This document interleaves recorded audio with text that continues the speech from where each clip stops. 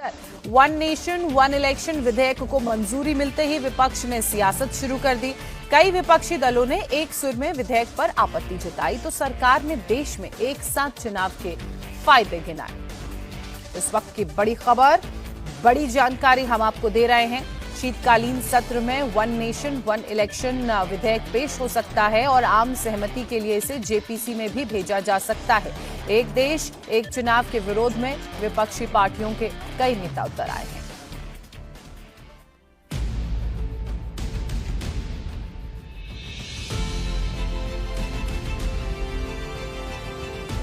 One nation one election, Modi सरकार का बड़ा एक्शन। एक देश एक चुनाव, होंगे क्या क्या बदलाव। सहयोगियों ने किया समर्थन, विपक्ष को क्यों टेंशन।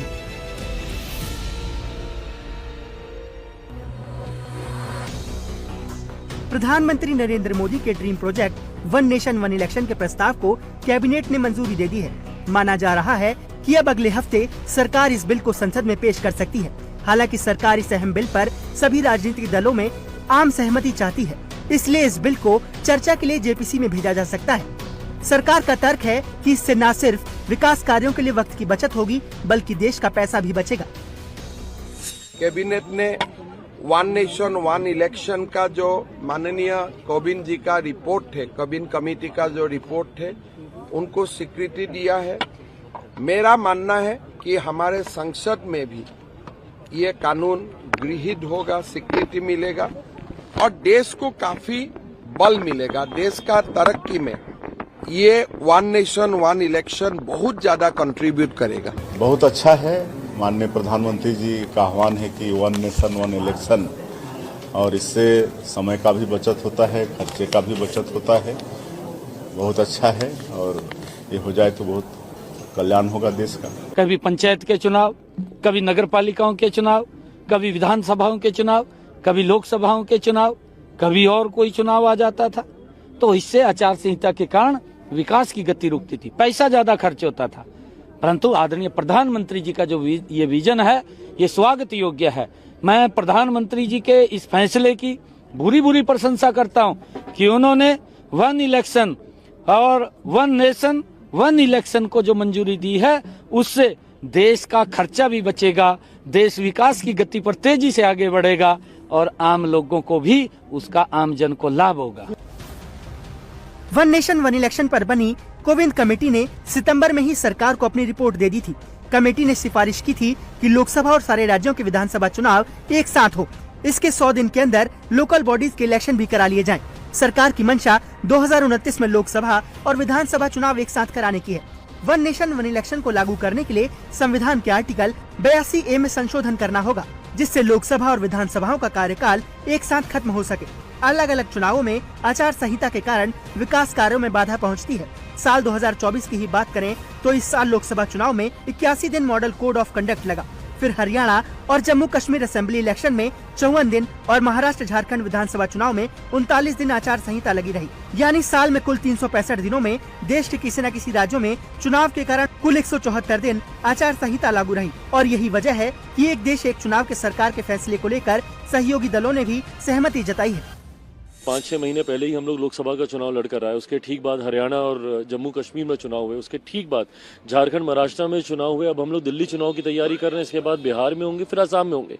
तो हर दूसरे तीसरे महीने जिस तरीके से देश के किसी न किसी राज्य में चुनाव होता है, उससे उस राज्य की के विकास के कार्यों को, परियोजनाओं को जिस तरीके से गतिरोधक मिलता है, इन तमाम व्यवस्थाओं को सुधारने के लिए और 5 साल तक सरकारें सुचारू रूप से संघीय व्यवस्था के साथ कार्य कर सके, वन नेशन वन इलेक्शन, मुझे लगता है समय की अब जरूरत है। हम लोग हमेशा देखते हैं कि ये देश इलेक्शन मोड में ही रहता है।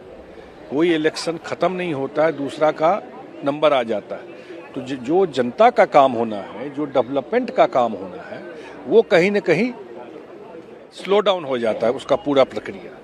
और प्रशासन हो, आपको पॉलिटिकल लोग हों, लोग सब पर इसका इम्पैक्ट पड़ता है। और जो प्रेजेंटेशन भी मैं देख रहा था, वो दिखा रहे थे कि ओवरऑल जीडीपी पर एक बार इलेक्शन होगा तो खर्चा भी कम होगा। जीडीपी पर भी दिखाया कि 1.5 जो भी उनका डेटा होगा इसमें इम्प्रूवमेंट होगा। लेकिन लार्जली यह है कि एक साथ पार्लियामेंट और असेंबली का इलेक्शन होगा तो 5 साल जो भी सरकार चुन के आएगी वो जनता के लिए काम करेगी। एक तरफ बीजेपी शासित राज्यों के सीएम और एनडीए सरकार के सहयोगी वन नेशन वन इलेक्शन को वक्त की जरूरत बता रहे हैं, तो विपक्ष इसका विरोध कर रहा है। तमिलनाडु के सीएम ने एक्स पोस्ट के जरिए विरोध जताते हुए इसे अलोकतांत्रिक, अव्यवहारिक और फेडरलिज्म को खत्म करने वाला बता डाला। तो एसपी चीफ अखिलेश यादव इसे बीजेपी की साजिश और लोकतंत्र विरोधी बता रहे हैं। वहीं कांग्रेस और आम आदमी पार्टी भी बिल के विरोध में है। जिस प्रकार से वोटर लिस्ट की धुंधली होती है, जिस प्रकार से ईवीएम मशीन को लेकर लोगों का प्रश्न है, जिस प्रकार से पोलिंग कोड के वायलेशन होते रहते हैं पर चुनाव आयोग कुछ करता नहीं। चुनाव आयोग के कमिश्नर्स पहले सुप्रीम कोर्ट का एक भूमिका होती थी, अब वो भी भूमिका नहीं है। तो पूरे भारत के चुनाव प्रक्रिया के संदर्भ में लोगों के मन में जो प्रश्न है, उन प्रश्नों का उत्तर ये वन नेशन वन इलेक्शन में नहीं। अच्छा, वन नेशन वन इलेक्शन क्यों? जब प्रधानमंत्री मोदी जी को जब मुनासिब होता है तो 2 राज्यों के निर्वाचन एक ही महीने में करते हैं, और जब उनको मुनासिब नहीं होता तो अलग अलग महीने में करते हैं। तो कोई उनके सरकार के पास कोई तर्क नहीं है और तर्कहीन बातें वो रख रहे हैं। वन नेशन वन इलेक्शन इसलिए संभव नहीं है कि भारत के संविधान के तहत कोई भी सरकार 5 साल के लिए जनता उसको वोट देके चुनती है। बीच में अगर वो सरकार गिर जाती है किसी कारणों से, संख्या नहीं होती सरकार के पास, तो वहां पर दोबारा चुनाव होता है। आप उसको कैसे पूरा करेंगे? कैसे आप क्या किसी सरकार का कार्यकाल बढ़ा सकते हैं, घटा सकते हैं? नहीं कर सकते। इसलिए और पहले चुनाव एक साथ देश भर में होते थे, लेकिन सरकारें गिरी, बनी, बिगड़ी। मुझे तो लगता है कि अगर ऐसे कानून हो जाएंगे तो देश के अंदर तानाशाही आ जाएगी। देश में वन नेशन वन इलेक्शन लागू होने से चुनाव खर्च में कटौती होगी। बार आचार संहिता के चलते विकास नहीं रुकेगा। प्रशासनिक कार्यक्षमता में बढ़ोतरी होगी। लोकल एडमिनिस्ट्रेशन और सुरक्षा बलों पर दबाव कम रहेगा। साथ ही वोट प्रतिशत में बढ़ोतरी होगी। लेकिन एआईएमआईएम चीफ असदुद्दीन ओवैसी इसे संघीय ढांचे के खिलाफ बता रहे हैं, तो रीजनल पार्टियों के नुकसान भी गिनाए जा रहे हैं। ये जो वन नेशन इलेक्शन है, ये हमारे संविधान के बेसिक स्ट्रक्चर के खिलाफ है, फेडरलिज्म के खिलाफ है। और इससे होगा क्या कि जितने रीजनल पार्टीज हैं कमजोर पड़ जाएंगे, क्योंकि लोकल विधानसभा के चुनाव में इशू अलग होगा, पार्लियामेंट के चुनाव में इलेक्शन मुद्दा अलग होगा, फिर लोकल बॉडीज में अलग होगा। इन सब को एक साथ कराना ये बिल्कुल गलत है। ये सिर्फ और सिर्फ नेशनल पार्टी बीजेपी चाहती है कि कभी लोकल इश्यूज ना बने और एक बहाना बना रही है, पैसे बच जाएंगे, इकोनॉमी का फायदा होगा। ऐसा कुछ नहीं है। सिर्फ और सिर्फ ये रीजनल पार्टीज को और अपने अथॉरिटेरियन रूल को जारी रखने के लिए ये फैसला लिया गया है। वन इलेक्शन वन नेशन कभी सक्सेस नहीं होगा। आप बीच में ही सरकार गिर गई या सरकार नहीं बनी, राष्ट्रपति शासन लग गया, फिर 6 महीने के बाद हमको सरकार बनानी पड़ गई, तो क्या आप 5 साल इंतजार करेंगे या फिर वो 6 महीना 5 साल के बाद होगा? या 2.5 साल में कोई गवर्नमेंट गिर गई तो क्या वो 2.5 साल फिर उसकी काउंटिंग 5 साल के अंदर होगी? तो ये आप कैसे करेंगे?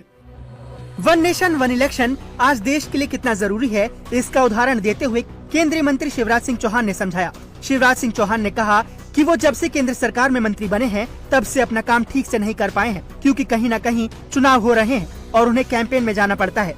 अब हम हैं तो कृषि मंत्री, चुनाव आ गए तो 3 महीना लगातार चुनाव के प्रचार में लगे रहे, पार्टी के कार्यकर्ता भेज दिया तो अब उसमें देखो समय नष्ट होता है प्रधानमंत्री का, मुख्यमंत्री का, मंत्रियों का, सांसदों का, विधायकों का, अधिकारियों का, कर्मचारियों का, सारे विकास के काम ठप। कराओ चुनाव और फिर नई नई घोषणाएं करना पड़ती है कि मैं ये दे दूंगा, हम ये दे देंगे। जन कल्याणकारी काम पीछे रह जाते हैं और केवल इतने नहीं, भारी खर्चा होता है। चुनाव आयोग भी खर्चा करता है तो जनता का पैसा तो है वो, और फिर राजनीतिक दल भी खर्चा करते हैं। कितना समय नष्ट होता है। अब दूसरे राज्य में चुनाव होंगे नायब जी, तो हरियाणा के अधिकारी पर्यवेक्षक ऑब्जर्वर बन के चले जाएंगे। यहाँ का काम आपका 2-3 महीने ठप हो जाएगा, वो वहां जाके चुनाव करवाएंगे। तो इसमें केवल विनाश ही विनाश है, समय का अपव्यय, धन का अपव्यय, हमारे विकास को अवरोध करता है ये चुनाव हमेशा होने वाला। और इसलिए संविधान में संशोधन करके 5 साल में एक बार सभी विधानसभा और लोकसभा के चुनाव एक साथ होने चाहिए। इसके लिए जन जागरण हमको करना चाहिए। अब कैबिनेट से पास होने के बाद देखना होगा कि सरकार कब one nation one election bill को सदन में लाती है।